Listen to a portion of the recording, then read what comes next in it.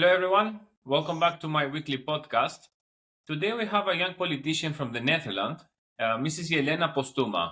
Hello, Jelena. Hey, Eugene. Thank you for having me.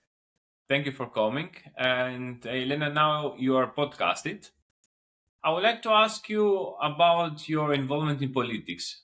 I know that you are since a young age involved, and I would like to know why and what brought you into politics. Yes, that's a good question. I'm now 26 and I've been involved in politics or interested in politics for over 10 years now. So that's quite a long time. It started actually when I was in high school. I was quite interested in politics because, I thought politics is where the power is, and also the power to change things, to fix problems, etc. So, yeah, obviously I was interested in that and I started following politics. But there was one thing that I noticed and that really frustrated me, and that was that whichever government was in power, whether it was more left wing or more right wing or more centrist, the problems never seemed to be solved. They always became worse. So whoever was in power, the problems always became worse. Immigration became worse. Things became more expensive. Taxes became higher. And I thought, wow, why is this happening? There has to be another way, right? And that's when I started reading more about politics, about economics as well. And then in 2017, I was able to vote for the first time. So I was thinking, okay, for which party am I going to vote? And that was also the first year that the party that I am now a member of for almost 8 years, for Democracy, first participated in the elections. So what happened was I saw on Facebook actually an ad for an event for Firm for Democracy in my city. I went there, I talked to people, I heard the leader talk about the issues, immigration, the EU, etc. And immediately I was sold. I thought, okay, these are people with common sense, they see what's happening, and they actually offer solutions instead of only saying how bad things are. And that's when I became a member, and I also became active, first for the youth organization and later also as a politician myself. Okay. And do you see a huge development in politics in the Netherlands in the last years? Because I know it was quite a bit of a chaotic situation. Yes, so there was quite a big development actually 2 years ago, almost it is now, because we had a huge wave of people voting more to the right. Like we have one big right wing anti immigration party, which is called the PVV from Geert Wilders. And with the last elections, they became the biggest party for the first time in the Netherlands. So people do want to change. They see the problems, they want change. But the sad thing is that although that party became the biggest, there is not changing anything in our country at this moment. Like, we still have lots of immigrants coming in. We still have more regulations, higher taxes, and it's just quite a disappointment. And honestly, I hope that people see this and that they realize that the current big party is not the party that will bring change about, but that they have to look for another party. And in my opinion, that party is Firm for Democracy, because we view the problems as more fundamental than they do. So the current party in government, they think that they can just, with small changes in legislation, they can solve the problems. But we believe that more is necessary. For example, when it comes to immigration, we believe that we cannot solve it on its own by just closing our borders. I mean, we have to close our borders, but we can't do that while we're still in the EU. Because when the party, the PVV just came in power, they sent a letter to the EU saying that they wanted control over our borders. And just the same day, the EU responded with, okay, no, we're not going to do that. So that shows how powerful the EU is. And that also shows that to really solve the immigration problem, we need to leave and take control over our own borders again. And furthermore, I think just closing isn't enough. We also need to be serious about remigration. People who live here, who either are here illegally or who are, not willing to integrate culturally. I think we should be serious about helping them to get back to their countries of where they came from. Yeah. Well, this is a tendency that I hear from many European countries nowadays, especially countries that they voted in the last election, right-wing parties. But do you think that is something that is feasible and possible by country itself and as a European Union? Well, I think it's only feasible as a country, like as an independent country, because the European Union, I mean, it started with all these beautiful ideas, cooperation, economic cooperation. But what we see is that it's now a very big, bureaucratic, even anti democratic institution. And it's so big, there's no democratic control, so it's very hard to really change anything within the European Union. So what I think is the solution for a country like the Netherlands to leave the European Union, to have this Nexit, so we can take control over our own country. But to have this Nexit, we need a majority of people who want it first. Just like in the UK, we need a referendum. And to have that referendum, to get a majority of people to vote for Nexit in a referendum, we first have to show people the reality. We have to wake people up so that they understand that in the current situation, staying in the EU, we're not going to fix the immigration problem. We're also not going to get rid of the climate regulations. We're not going to get rid of inflation because that's caused by the European Central Bank. And I think when enough people realize this, then we can really make a change and motivate people to vote for an exit. Okay. And listening to you, I would like to ask, like, do you see that the young people are getting more motivated to get into politics and try to change things with the one or the other way, or they are getting more uh, tired seeing no real changes and then don't believe into political parties? Well, I actually see the former. So I see many young people also in my own community become active in politics, actually. I also see it worldwide, like in the USA, a lot of young people voted for Trump, but also in the Netherlands, when you look at, for example, our party, currently in the parliament, we have 3 seats. So that's not a lot. But if you look at the elections, the mock elections, so to speak, in high schools and universities and other colleges, our party and the other right wing party are always the highest. So I think young people are waking up. They are getting politically engaged. The youth organization of Forum for Democracy is also the biggest youth organization in the Benelux, actually. So yeah, I'm quite positive that the young people will make a change. That they are, fed up with all the problems that the older generations have passed on to them, and that they want change, and that they want to change. That they will do whatever is necessary to get that change. So that's made me very optimistic. Okay. And as you mentioned, the United States, I would like to ask you, like, do you see a big interference of the United States with the European Union and the Netherlands? And is there going to be a risk with the sanctions that Trump is setting to some countries? Well, I think that the US actually holds a mirror now to the EU, because in the EU, the bureaucrats, they thought that we could actually regulate ourselves to prosperity or tax ourselves to prosperity. The bigger the European Union became, the more things we regulated, etc., the more competitive we would become. But obviously, and we see that now in practice, that's nonsense. That doesn't work. And when you look at the USA, they are cutting regulations, they are open to innovation, they're cutting taxes, they're having an America First policy. And obviously, we just, if we look at it, we should learn from that. And we should think, okay, this works for them.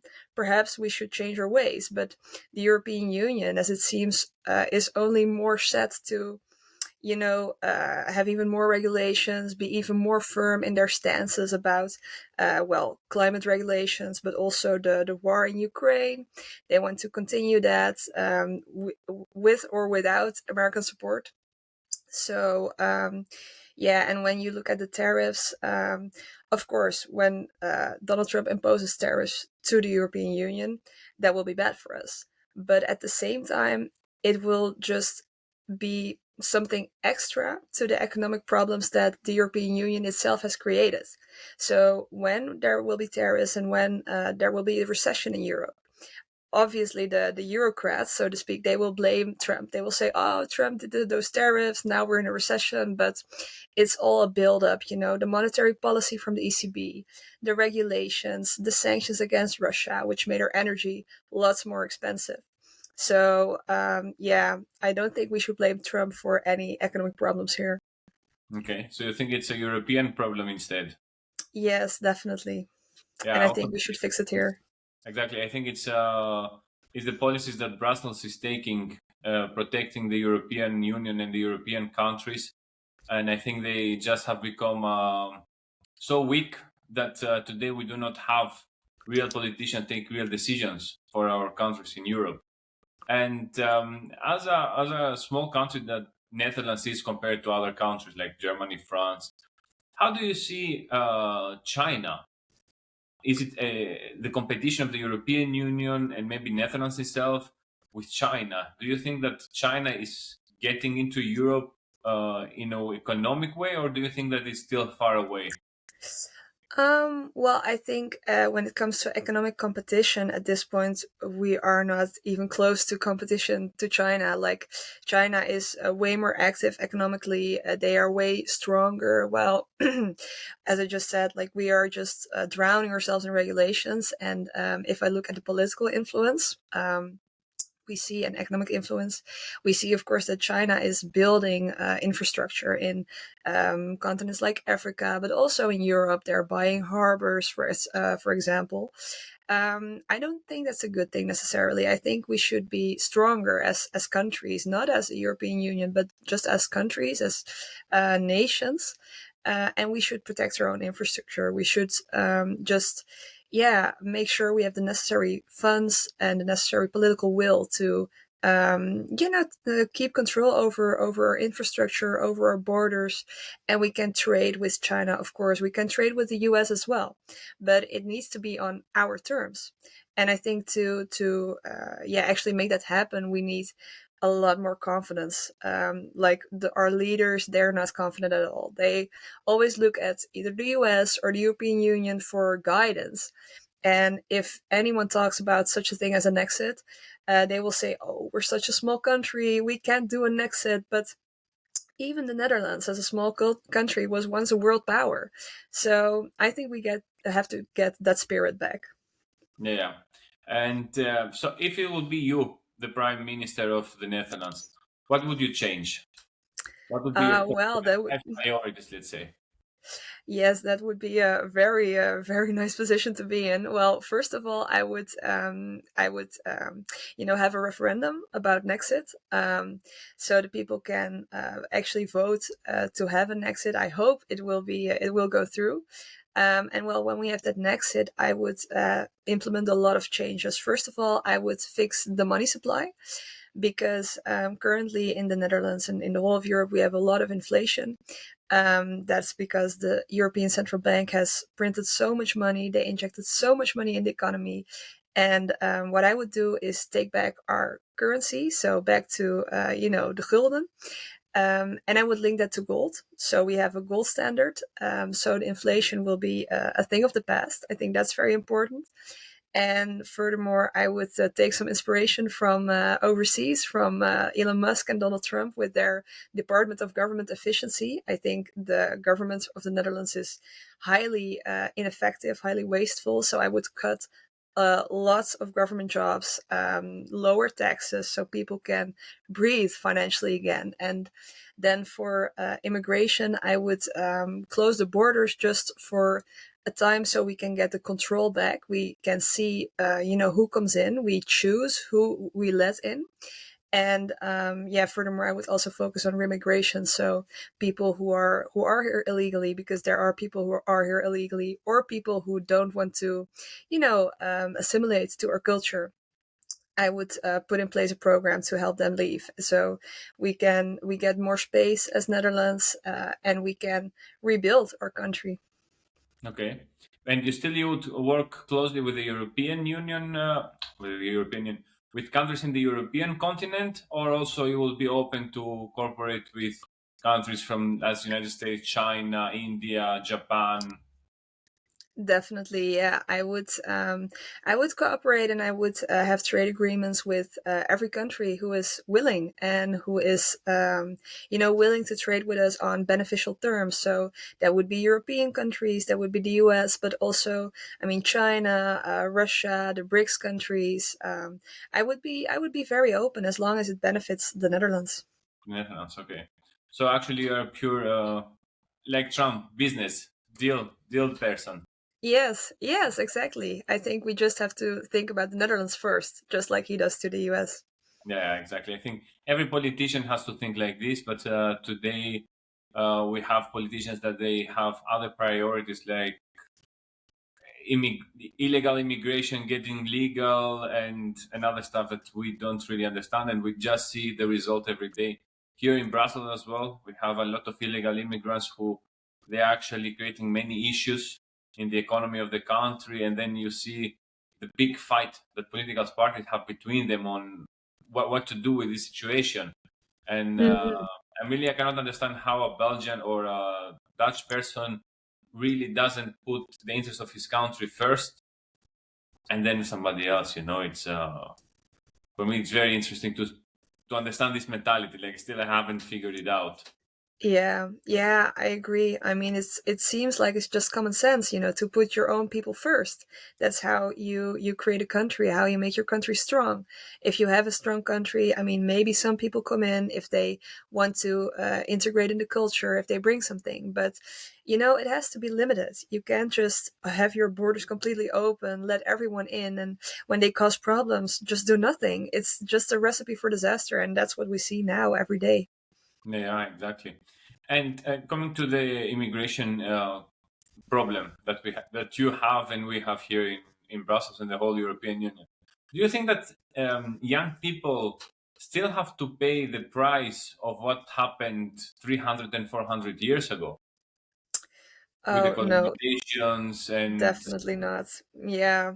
I mean, in the Netherlands, it's a huge thing as well. People say we need to pay reparations, etc. I think that's just nonsense. I mean, when it comes to colonization, slavery, etc., I've never owned any slaves, and the people who live there, they have never been a slave. And I think it's really bad to blame people of our age for things that maybe our far ancestors or maybe not even our own ancestors have done. I think it's very hypocritical, and it's also very toxic for relations between people in a country that people still view others as slave owners. It's very weird, and I think the past should just be the past. I mean, we can be open about what happened, both good and bad, because there's currently a lot of focusing on the bad, but there were also a lot of good aspects in our past. I think we just, need to leave that behind us and work together as a country. yeah, yeah, indeed. I would just like to add, like, if we had every country that had people working for them, slaves working for them, will have to pay. I think we would have started back to ancient Greece, that they had slaves between them, and then they became one country. Persia, Egypt, many Yeah, more. Like the list would be there so won't be long. an end. Where to start and where to end with all Mhm. this? I think it's also political nonsense what the leftists Yeah. are doing to the European Union and to United States with these policies. But we hope that with the Trump government, ideas like this will start going away. But Yes. let's see, I, let's I hope so too. And I think when I look at America now under Trump, I feel that there is, apart from the political shift, obviously also really a cultural shift going on. People are becoming proud again of their country. They're not, believing in all those nonsense, all those woke nonsense, the whole LGBTQ agenda. They're just leaving it. They're becoming proud to be Americans again and proud to be free again. And I hope that that attitude, that cultural shift will also move over to the Netherlands, to Europe, because, the whole woke agenda that also started in the United States. And then we got it. So I hope now that there's a positive development there, that we will also get it sometime soon in the future. Well, in the Balkans now we are seeing who not we have seen since a long time who was active with not only the woke agenda, because it was not so active there.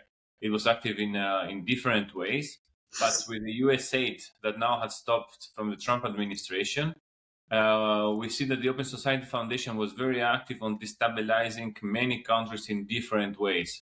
And I don't know how active Open Society Foundation was in the Netherlands. If you could tell us about it. Well, I don't have a very, intense view of the scope, what they did, but I know that they are, for example, active in, our school books. So that's quite an important thing. Like the books that kids learn their stuff from, they learn their history, they learn things about the society. That's also related to the Open Society Foundation. So that's an influence that we have in the Netherlands, and quite a big one as well. So I think that we should also look into that more closely in the Netherlands and see what else they're influencing. Maybe we could do a sort of, what I've already said, a Doge equivalent, in the Netherlands, that we're going to see, okay, where does our money go to? Where do some fundings come from? Who is influencing us? I think it's very important to get a grip on that, both for the Netherlands, for the EU, for other European countries, And because you need to know what is happening before you can stop it. yeah, exactly. But I think Trump is showing us the course and the main core of the events, and I would like to see a more united European right wing front towards Open Society Foundation and this kind of ideologies. And here I would like to ask you, like, do you see the right wing political parties getting more close together, or still having this complex, or oh, you are more right than me, or oh, I don't feel so conservative as you? Hmm. Well, I think on the political level and the level of the, a bit older people, there's still a lot of division. If you look at the European Parliament, for example, you have so many right wing fractions who are sometimes working together, sometimes not, excluding people, etc. So on that front, I still see a lot of division, and I think we should work more together. But when I look at the young people, I see more cooperation, for example, where we met at the Patriots Network. I think that's a really good initiative. Just young people, conservative people, right wing people, people who really want to change, just learning from each other and connecting with each other. Because even though I believe firmly in a sovereign country, I also believe in cooperation, that we can learn from the best practices. For example, what they're doing in America. Well, if I was the prime minister, I would love to have a call with Elon Musk, for example, to get his insights on how to set up such a government efficiency thing. And so in the young generation, I really see that happening, and that's also why my focus and my hope lies with the young generation. Yeah. Well, I hope it works out, and in Europe we will have back, or at least create a new alliance of real European and sovereign countries working together and working for the good of the European people, and not only working for an agenda of somebody else uh, miles away from us. Yes, yes, exactly. And I also think that that's a goal for both politics, obviously, but also for, us just as people, as a society. Because what I've noticed is that the left wing in the past, they were always focused on stuff like the media, on the culture, on education, etc. While the right wing was more focused on economics and business, which is understandable. But the ideas that shape and form a society, they are not shaped by only business, they are shaped in the cultural area and the educational area. So I think that should also be a focus of us, both as politicians, but also as as just people, as entrepreneurs. Like, we need to get our own media channels, our own schools, our own cultural events. We as a party are doing that in the Netherlands a lot, but I think that should be also something that other conservative parties should pick up and should focus on. Indeed, indeed. Well, I hope things will work out, and I'm really looking forward to the next 4 and 5 years in the European Parliament and in the local government, national governments, how things will continue. And I hope there's going to be a second mandate of this wave and maybe a bigger one, so the European right-wing parties really have the time to sit down, analyze, cooperate, and deal with the issues. Do you Yes, agree? yes. I hope that too. Okay. Well, Jelena, I would like to thank you very much for coming to my podcast. It was a real pleasure having this conversation with you. Yes, thank you too. I really liked it. And I hope in the future we will have again the opportunity to see how things have evolved into the youth politics and in the Dutch politics, Definitely. indeed Would be from the nice. European Union as well. Thank you Mhm. very much for coming. Thank you. Thank you for having me. Thank you, everyone. Thank you for watching my podcast and see you next week. Don't forget to follow us on our social media. Good.